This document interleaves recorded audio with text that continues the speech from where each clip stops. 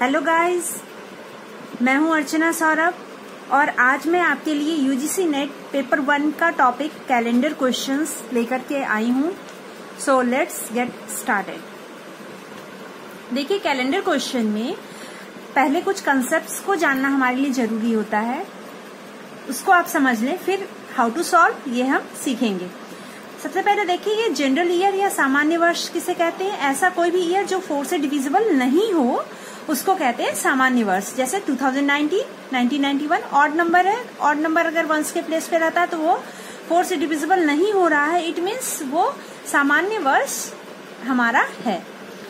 फिर आता है हमारा लीप ईयर्स। लीप ईयर्स क्या होता है? लीप ईयर्स यानी कि इसमें लीप वर्ष में आता है जो 4 से डिविजिबल हो। ऐसा कोई भी ईयर जो 4 से डिविजिबल हो जाता है उसको हम कहते हैं लीप ईयर्स।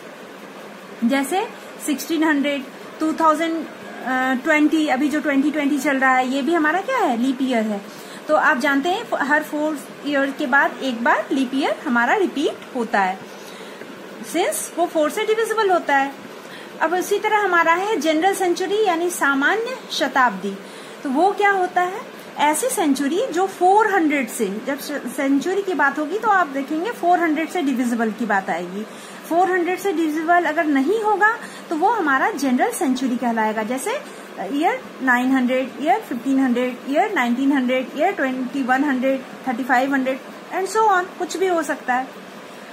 उसी तरह अगर हम बात करेंगे कि लीप सेंचुरी क्या होती है, तो ऐसी सेंचुरी जो 400 से कम्प्लीटली डिविजिबल हो उसको हम कहेंगे लीप सेंचुरी। फॉर एग्जाम्पल 1600, 2000, 2400, 6400, कोई भी आप ले सकते हैं। ऐसा कोई भी सेंचुरी जो 400 से डिविजिबल हो कम्प्लीटली।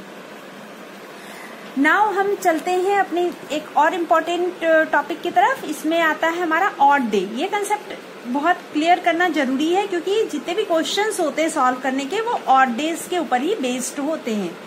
ऑड डे मतलब विषम दिन।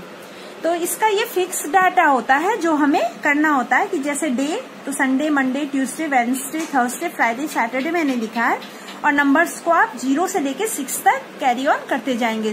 0, 1, 2, 3, 4, 5 एंड 6। मतलब संडे अगर आ रहा है तो हमारा विषम डेज दिन, ऑड डेज नंबर उसकी कितनी होगी? 0 होगा।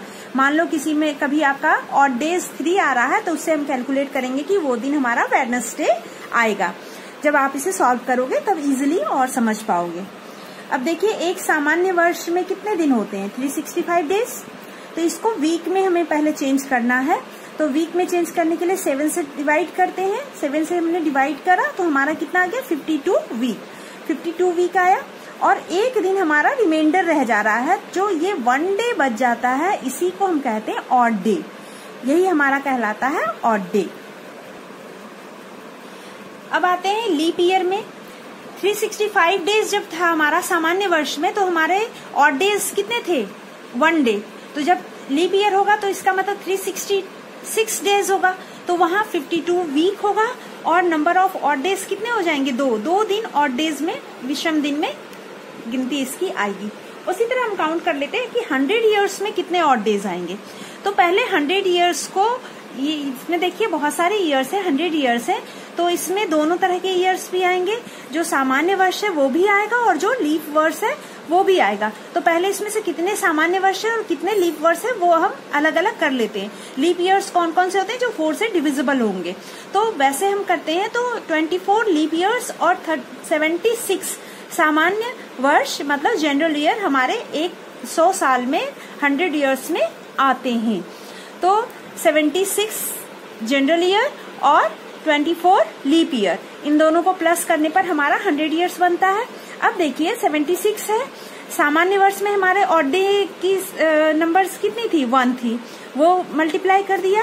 उसी तरह 24 लिखा लीप ईयर्स का और लीप ईयर्स में ऑड डे हमारे पास कितना था? 2 डेज, तो वो 2 से मल्टीप्लाई किया। 76 1 जा 76 प्लस 24 2 जा 48, इन दोनों को प्लस किया तो हमारे पास 124 ऑड डेज हुआ।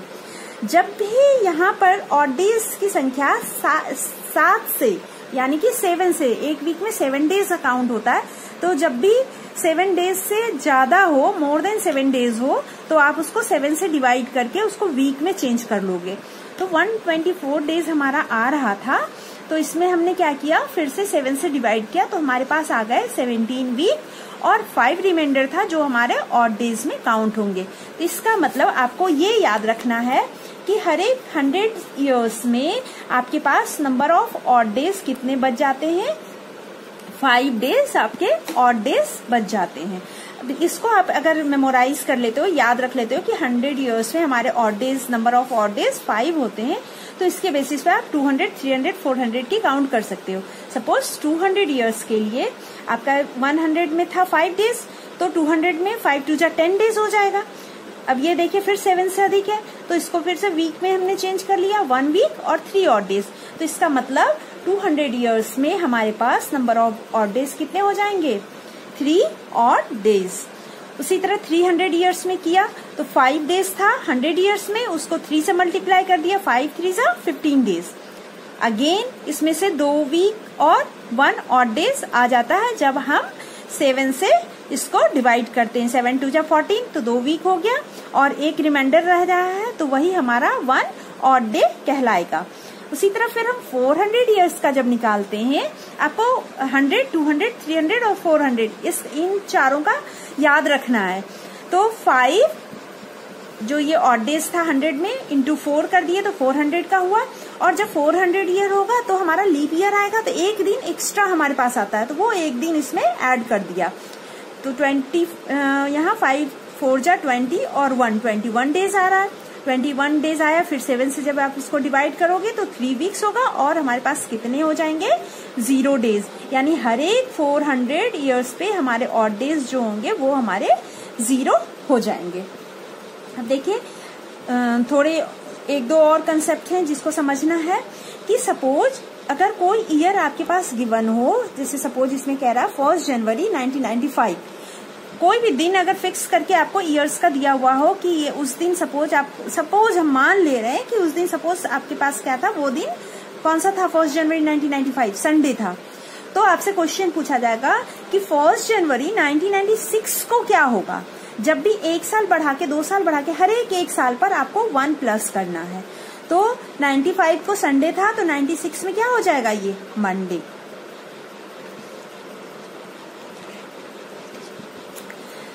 अब हम आते हैं इसी तरह से कि अगर देखिए 23 मार्च 2005 को सैटरडे है, तो आप बताओ कि 23 मार्च 2006 को क्या होगा, इसमें क्या आंसर आना चाहिए। आप इसका आंसर कमेंट बॉक्स में लिख करके मुझे दे सकते हो, बता सकते हो।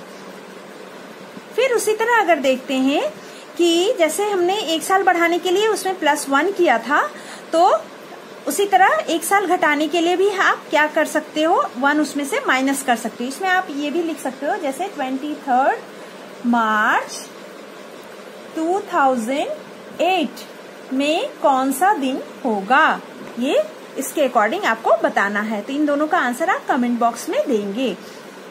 फिर आप देखिए सपोज आपके पास है कि अगर 18 अक्टूबर 1975 को सपोज फ्राइडे था, तो 18 अक्टूबर 1974 को 1 साल पहले की बात हो रही है, कौन सा दिन होगा। तब ऐसे जब भी क्वेश्चन होगा तो हम उसमें क्या करेंगे, 1 माइनस करेंगे। तो फ्राइडे था तो उसमें से 1 कम कर देंगे, तो हमारा कौन सा डे आ जाएगा, थर्सडे।